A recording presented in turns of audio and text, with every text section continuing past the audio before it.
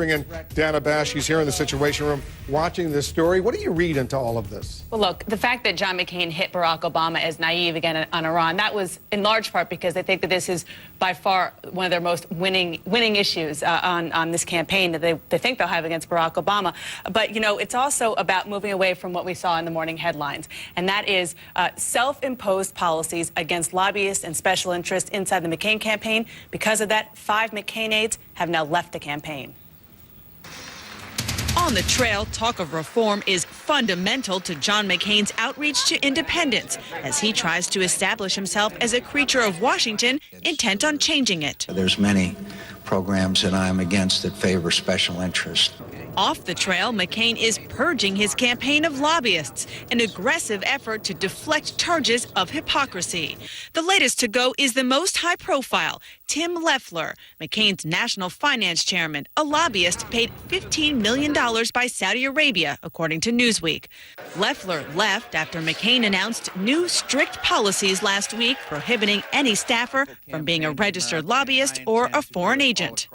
New rules rushed into place after 2 McCain aides who lobbied on behalf of the military regime in Myanmar had to resign.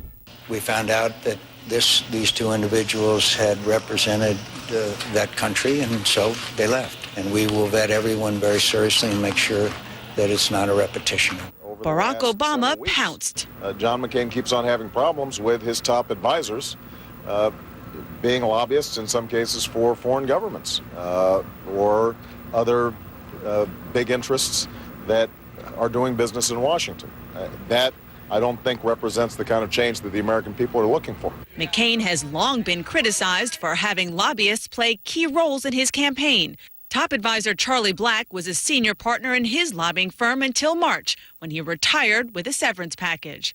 McCain's campaign manager, Rick Davis, gave up his status as a registered lobbyist 5 years ago, took a leave from his lobbying firm 2 years ago.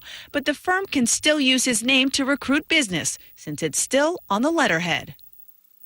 McCain aides say they should be applauded for new strict policies prohibiting staffers from lobbying and working with outside political groups. But privately, some advisors concede these are self-inflicted wounds. The reason, Wolf, is that this is something that some people think could have been done months ago because of the fact that they knew that this would be an issue, since John McCain has long crusaded against special interests and has made that a centerpiece of this campaign. We remember McCain-Feingold very, very well. Dana, thank you. And as you might expect, the nation's capital is jam-packed with lobbyists, many of them headquartered on Washington's famous K Street.